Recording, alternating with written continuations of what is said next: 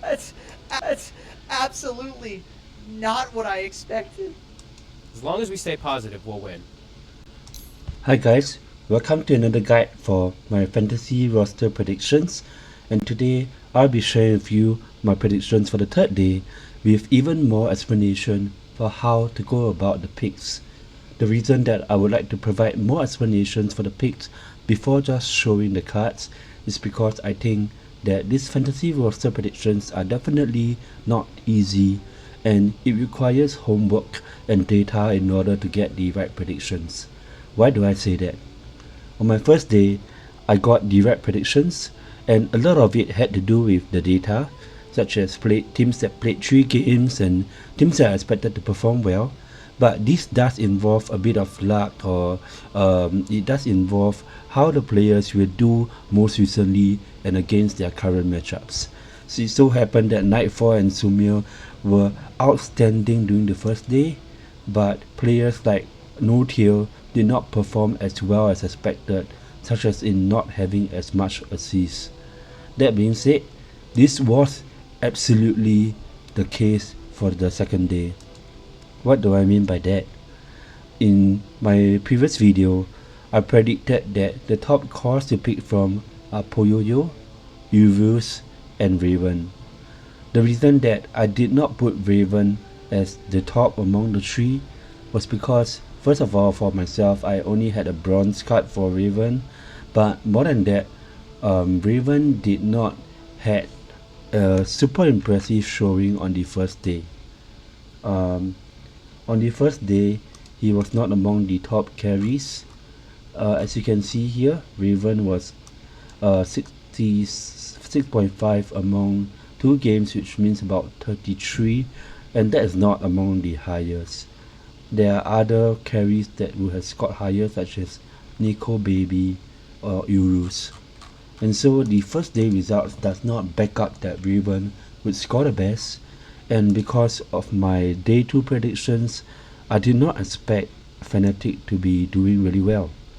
In fact, if you look at the results for day 2, I hope you can see this if it's large enough.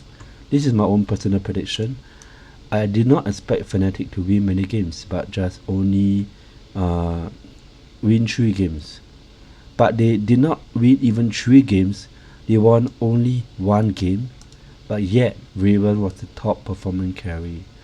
That is just quite unexpected, but I think this just goes to tell us that historical data of Raven is quite reliable, and he is a carry that will perform quite well even when the team does not win many games.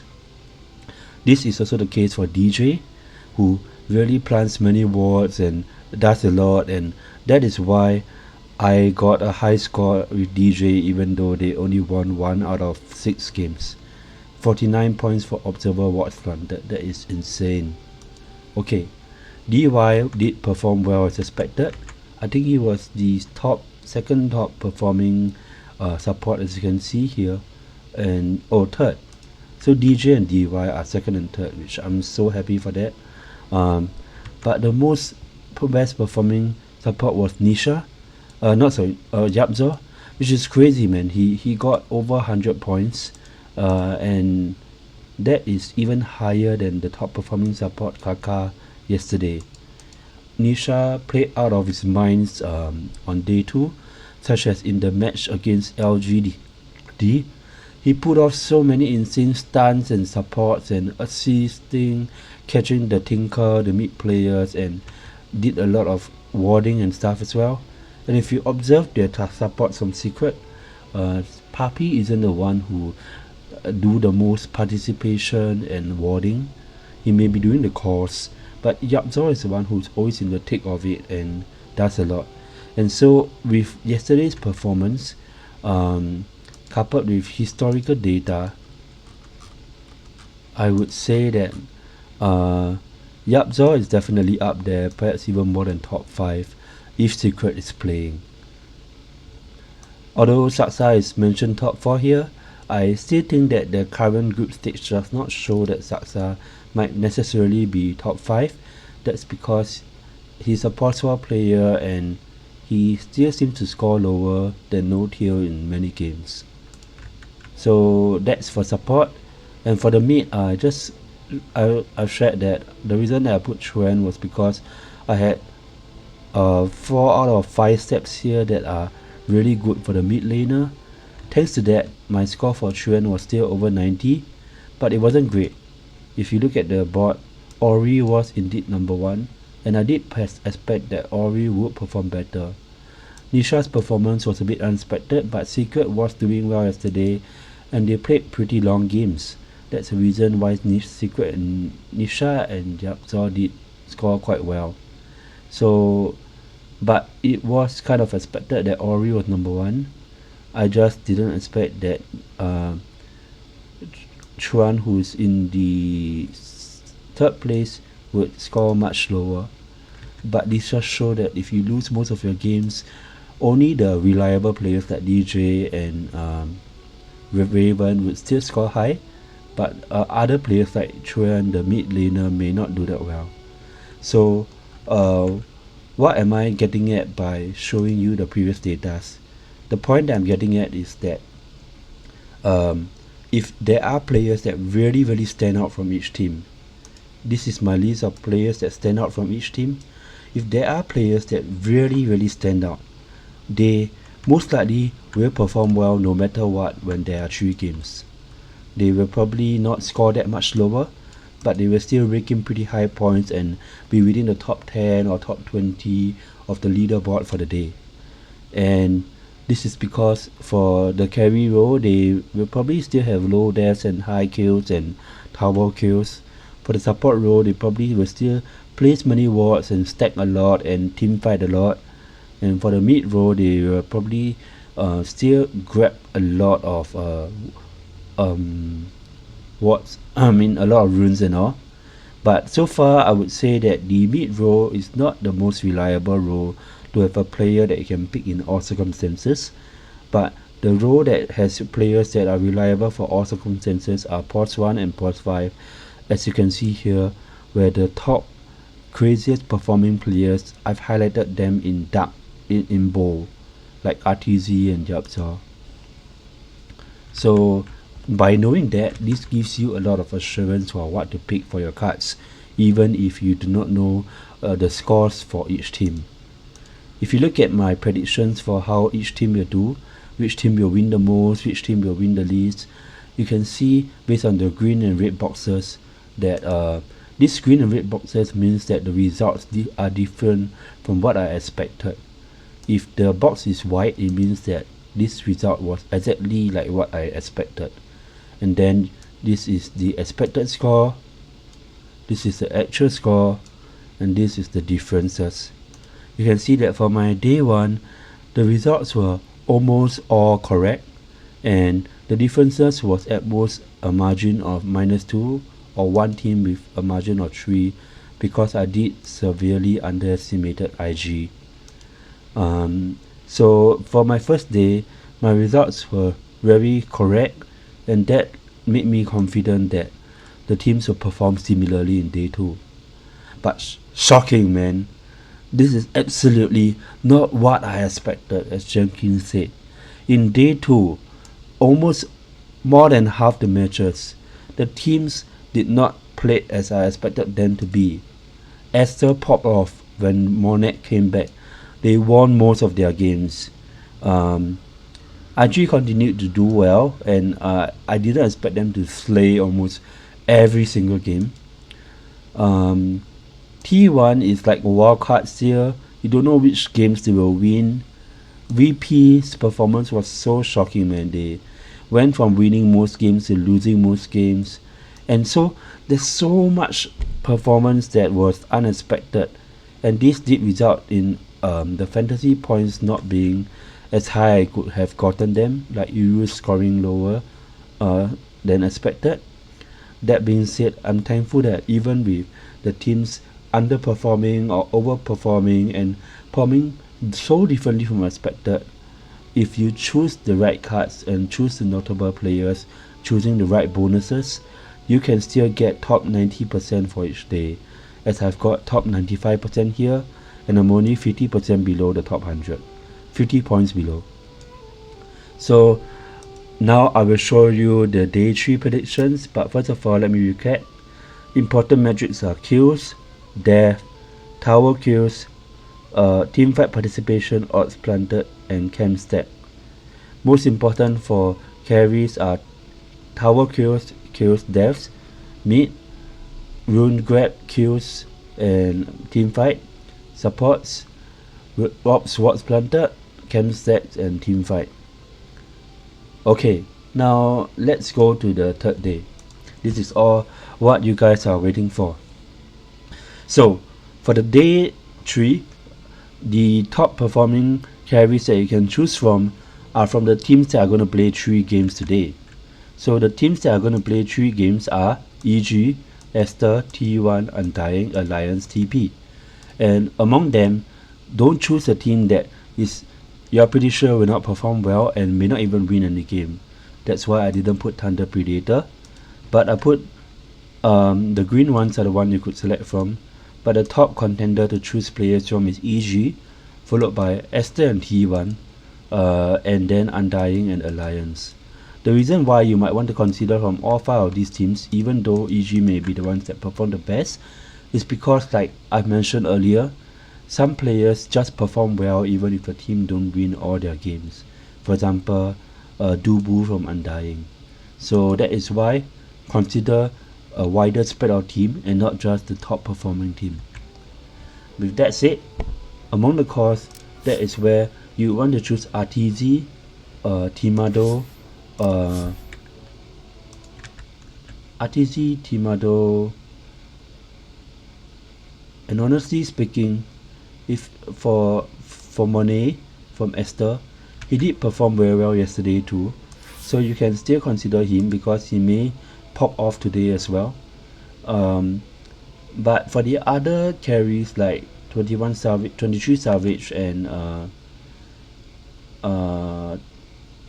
Nico Baby, I would say that their performance is still a bit shaky during this group stage, and historically their performance is not necessarily among the best as well.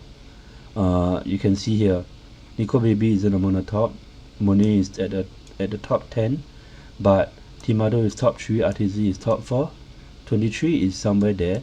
So I would suggest that the order that you choose from would be RTZ, because EG may perform the best, then Timado, and followed by Monet or 23 Savage, and then lastly Nico Baby. Yes, these 5. Okay, so for the mid, historically Braille performs the best, then Carl, then Abed, and I would say that it's only safer to pick among these 3 because of their historical average and how they did perform during this TI.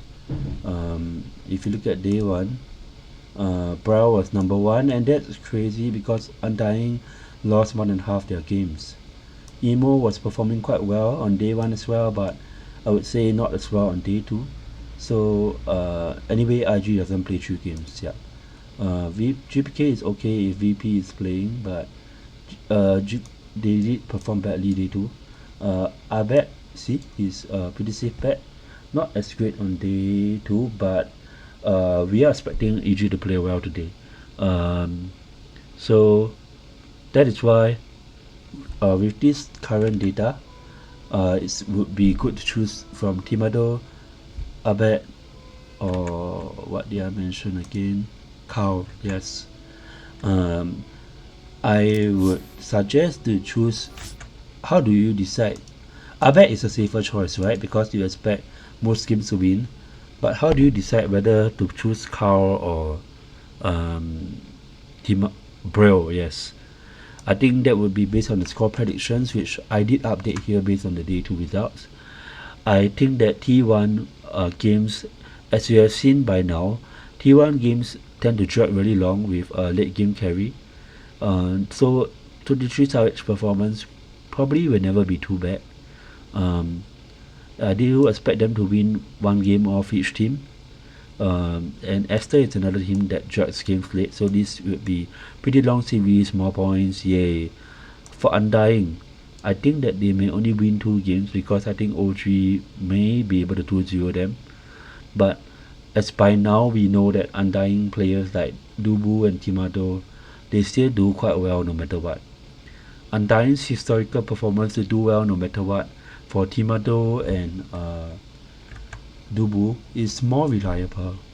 So I would choose Timado or Dubu quite safely for carry or support.